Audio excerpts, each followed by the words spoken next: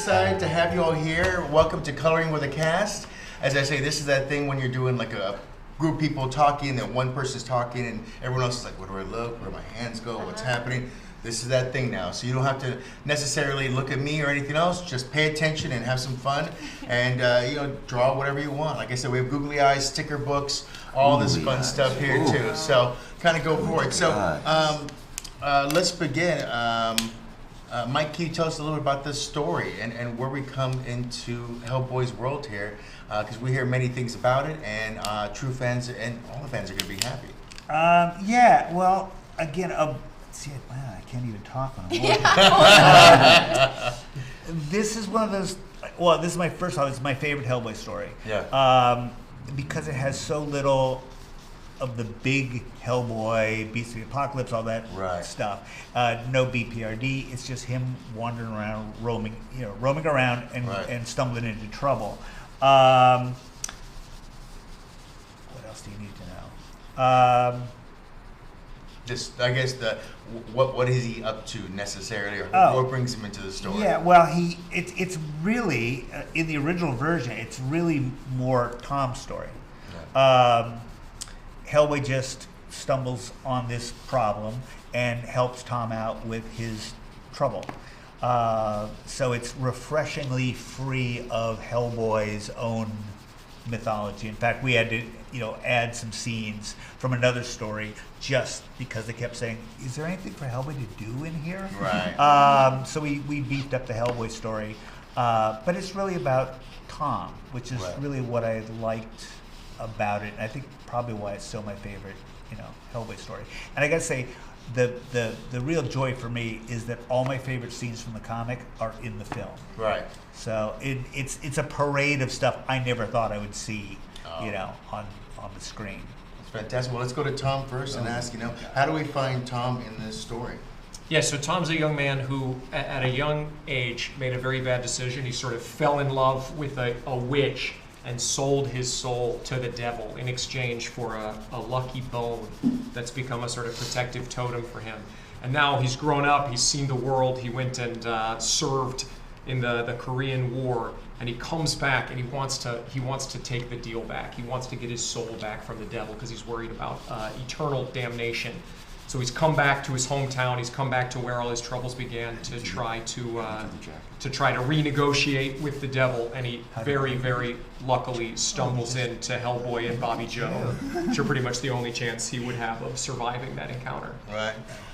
So Jack, I have to ask you, when you got into full Hellboy, and you're like, I have to go to the restroom for a second, you look in the mirror, what was the first, did you flex, did you do something, there's always that pump up thing where you're like looking around, the turning around, all this stuff. What was that moment like when you got to look in the mirror, like no one else was judging you for just being in the moment? For the first time? Yeah.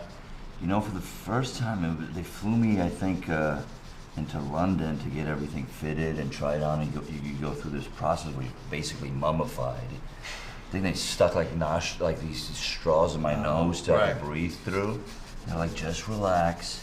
There's been a few people who freaked out and ran into a wall to get this thing off. Just got my breath down. So the whole process was really, really interesting. And then I think the first time when it was all complete. When you had fun with it, yeah. Yeah, I think that was in one of the first early days in Bulgaria, and it was incredible, man. Honestly, it was like I couldn't believe this thing was on me. It was beautiful. That's awesome. Can we learn a little bit about Bobbie Jo and how long was the the beautiful story? Bulgaria? How long did we have to wear this thing? BPRD agent. She's a rookie, and she goes on this journey with Hellboy. She's like very curious, very spunky. She, has big eyes and wants to go on this journey with him, and ends up in some trouble and is maybe a little bit in over her head at certain points. Yeah. Can you talk a little bit about the production and kind of, creating this world, but making it more, about the story than all the huge flashiness of like, okay, we're gonna have the BPRD and everything else involved and flashing lights of their, police-like state in some senses. Yeah, well, this one was really easy in that respect because we had really strong source material to work with, which was the original comic. this is a very iconic piece of comic book literature. I mean, it's Mike's favorite, and I think it's a lot of people's favorite. Right. So it became quite simple to have sort of like a mission for this movie, which is like, we're just going to recreate this as well as we can. Right. We want to truly adapt the original comic instead of trying to invent something new. Right.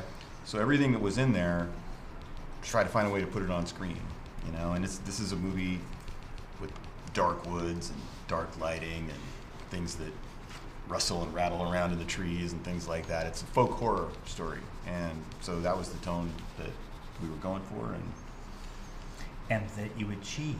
and that we achieved. Jack, can you tell us a little about, creating your Hellboy? We've had Hellboy 4, and some of them served different things. And what was the conversation you all had about serving the character and the story correctly for this world and this time in his life? Not to parrot Brian, but we've mentioned this before. I mean, we pulled directly from the comic book, Right. so a lot of the road work was done for us as far as what we had to do. Right. So for me, it was about finding the little nuances and Mannerisms. where I could, potentially make, not original, but, my own.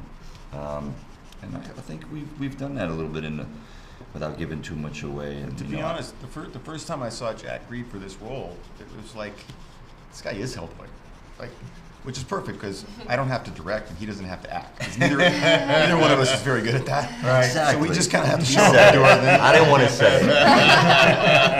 I mean, this guy is like he's like Right. a sarcastic, chain-smoking miscreant, basically. So, Yeah. Ding ding. yeah. And then you became Hellboy from there. Yeah. So yeah. Yeah, I've been looking for this suit all my life. I love to ask, people who kind of create films, like, what was the one moment that it came together, like that old 1930s, we've got a film kind of moment where you were worried about a certain shot, a certain thing, or even just cast melding together sometimes. When was the thing when you got it, where you're like, we've got a movie? Well, honestly, it was finding Jack because like you have no movie without Hellboy, and it's an iconic character, Yep. right? I mean, to put it obviously, his name is in the title. Everybody Right. knows who Hellboy is, and it's like, Right. who's the next Hellboy going to be? It's like picking the next James Bond, Right. right? So if you don't have the right guy, and you're walking into a very, very difficult production, Right. and you don't feel like people are really going to buy into this dude as Hellboy, then it's Right. a losing proposition from day one. You just know Right. you're doomed. So when we had him, it's like, okay, all right, this guy feels right. I think people will love him as Hellboy, Right. and we have a movie. Now the rest of it is we just gotta get it in the can somehow. Right. But that was the moment for me. That and, small technicality. and it was not easy to find this guy either. I mean, we looked at a lot of people, and it's just not a role that anyone can play. Right. I mean, How did that role come to you? Like, how did you find, or who brought it to you originally, or when did you hear about it?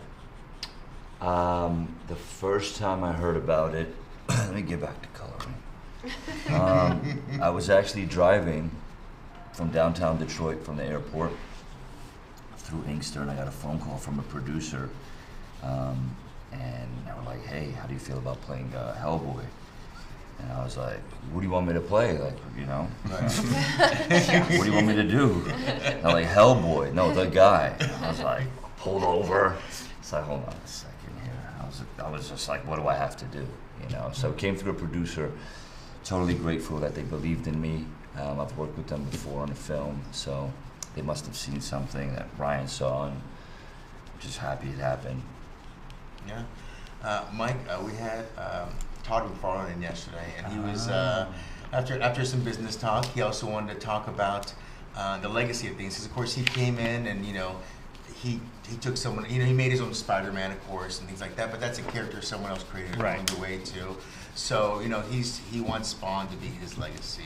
Or something along those lines too. So what's it like for you with Hellboy and the legacy therein to kind of like move him forward, or see him still grow in comic book form and different mediums and films, things like that? Yeah, I mean, it's kind of a relief when you can have a one-sentence bio. Mike Mignola is the creator of Hellboy. There you go. it's freeing when you go, well, that's what I'm known for, as opposed to before I did Hellboy, it was like he's the guy who did one issue of Batman, and he did some X-Men covers. You know, it's like you go, I did it. Right. And for 30 years, I've been left alone to do it, and really, that's a pretty unique position because it's expanded so much over 30 years, and I still, as much as I want to, control it. I mean, the film stuff is out of my control. Of course. But I've been very lucky that I've been, invited in different ways, but on 4 different movies. So I've gotten to live, visit this world. This stuff is fun. But the books, what we've built there, it's still kind of one person's vision. Right. So, it's just, I still kind of can't wrap my head around it. When people kind of say, well, no one's ever really done this to this extent. And you go, well, that's cool. So, yeah, it's pretty good. Yeah, for sure. I still, though, wait, there's something's going to happen. They're going to pull the plug on me. But at this point, I think it might have taken on a life of its own, so I don't know if I could stop it if I wanted Someday they'll to. pull the plug on all of us. Right. That is true. Right. Well, and even if you got a pretty good run already, so the receipts are still there and something to look at. Well, for they gave sure you a already, lifetime no matter achievement what. yesterday. So, Yeah. They can't take it back. It is. I'm old enough now. I'm starting to get those questions of, well, what happens after you're gone? Oh. Does Hellboy stop? Right. And you're like, Someone feed my dog. I mean, there's a couple of important things. And Hellboy will be fine. yeah. I go, well, whatever happens, I won't be here to see it. So, Right. Yeah. I think as long as people are still talking about it and enjoying him, and that's something. I've actually had the conversation with my daughter. Do you Oh. want us to sell it off, or do you want to keep the rights? Which is a conversation most guys don't get to have because they don't have the rights. But it's like, no, she wants it. I was actually really kind of flattered that she wanted it, as opposed to sell. How much can you get for it? Right. Yeah. So. Very kind of cool. Well, you know what? I keep it in the family. Keeps the heart alive too. But yeah, that's great. When it comes to Tom, what was it that kind of really helped you center the character? Was it the location? I mean, where was it that you kind of found him most outside of the script? Yeah, he's a cool character. He kind of finds himself beset on all sides by these forces much larger than him, and Hellboy becomes like a lighthouse for him because he's surrounded by witches, by the crooked man, by I think it's amazing in the book and in the movie. The atmosphere is also a character. Like the atmosphere is a villain. This sort of Appalachian, these mines, this church. You can really feel evil kind of creeping in at the edge of the frames of the book. So for me, it's a very immersive experience as an actor, and it makes it so easy, right? You stumble in there. So much of the work has been done for you. We've been joking about, Jack came to work 4 hours earlier than us every day to be transformed into Hellboy. By the time we got there, we have the easiest job in the world because we're basically acting with Hellboy. There's not that much pretending. We saw Hellboy much more than we saw Jack over the course of the production.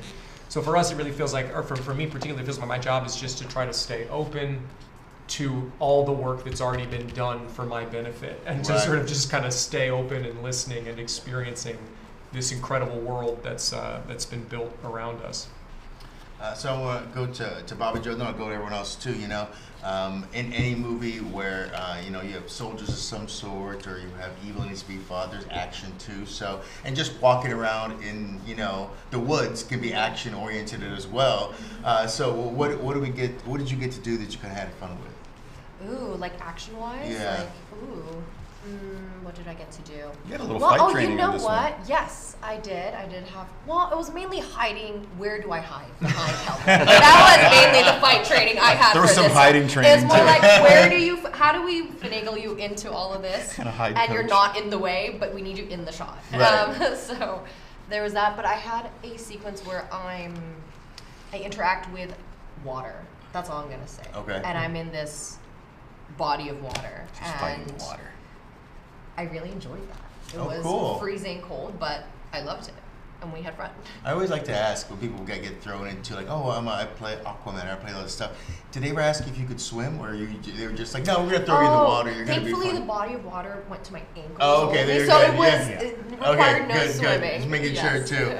I think it's worth saying, Mike is an auteur who has created something so unmistakably specific.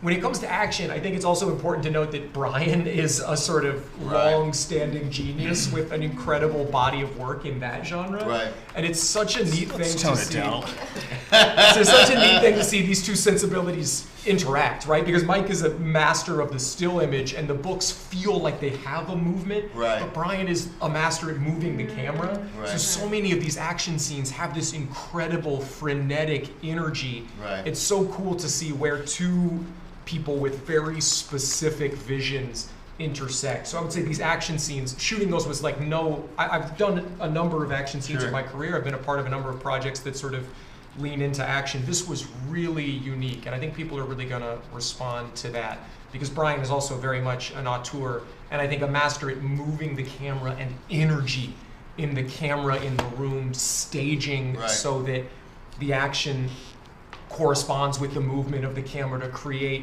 really dynamic scenes. So I just think that's worth noting. I think you did say to me early on, and then there's gonna be some crazy shit. I'm gonna do that kind of crazy stuff that I do. Yeah, I guess it's a question too. When you were framing this or putting this together, how did you want to grab Jack and then make sure that we have our fists in there, we have all these things needed to really kind of enrapture people into Hellboy being part of this world, and especially during the action. Well, I mean, it definitely adds a challenge. Dealing with a prosthetic, a character with a lot of prosthetics. So it's kind of like Jeff was saying, it's kind of cool for actors because you don't have to be, sort of like acting across from Andy Serkis in a motion capture suit, and like pretending that you're looking at the thing, and or you're not on a green screen or a volume stage or something like that, pretending that you're actually in a location. We actually have real locations, and Jack was really Hellboy. That said, if you walk in and you see this big red guy in the makeup room, it's like, this is interesting. Yeah, this needs to be lit. So it was very important from the beginning that we have a moody, dark lighting style for this movie with lots of contrast, and it wanted to really feel like the comic book did, which is very shadowy, lots of black ink on the page. Right. So we were putting lots of black ink on the sensor, and really just trying to make you buy into this physical presence of Hellboy. Yeah. Because to be in any movie, if you're actually behind the scenes, you walk on the set, you're like, man, this all looks ridiculous. Like, how is this going to work on screen? It's a little bit on a higher level when the guy has like a tail. Right. Like we got to sell this, I'm So wondering how many people won't even notice that he has a tail. Yeah, they'll notice. They'll notice. Are there scenes where they're gonna go, hey, where'd it go? Well, you have to frame. The characters are framed like don't forget the horns, guys. We need to the back tail. out for the horns. We need to back out for the stumps. We need to back out for the arm. The horns were easy. I think he looks so cool as Hellboy, but the tail is a very hard thing to shoot. And he's got this giant hand, which every time he falls down, it breaks. And these were challenging action scenes to do. Wow.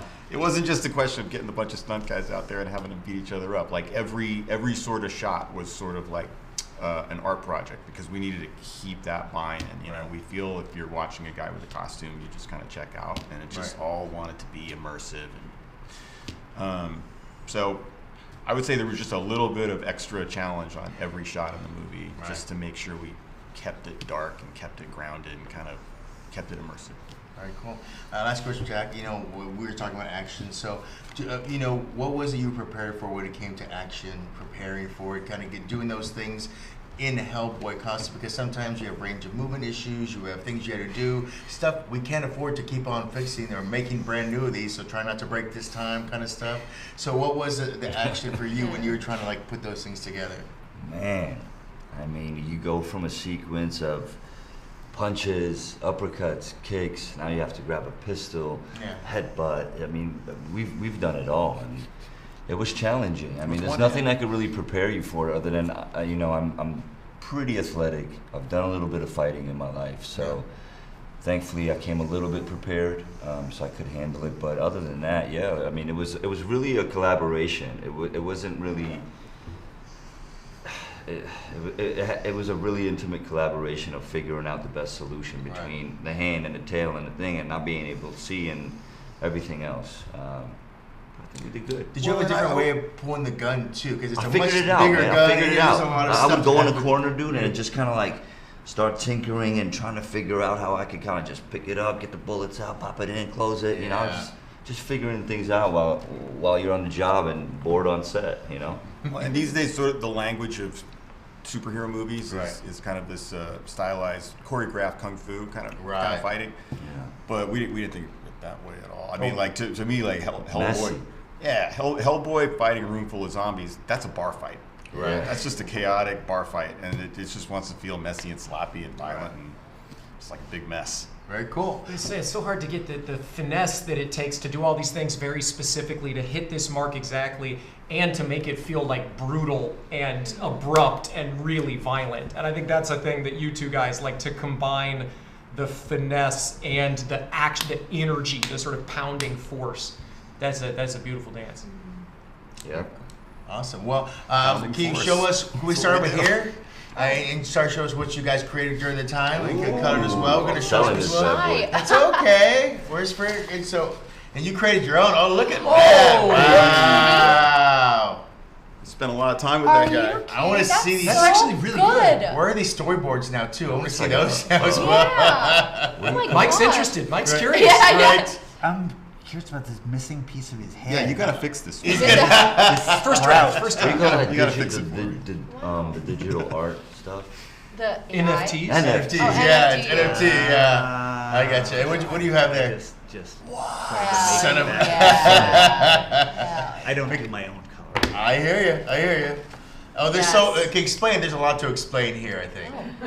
It's very acid trippy. It says "Wrap me early, Brian." And he's got what is the sticker on his chest? His No tattoo? bad days. No bad days. Some bling. Far out, yeah. And then far out.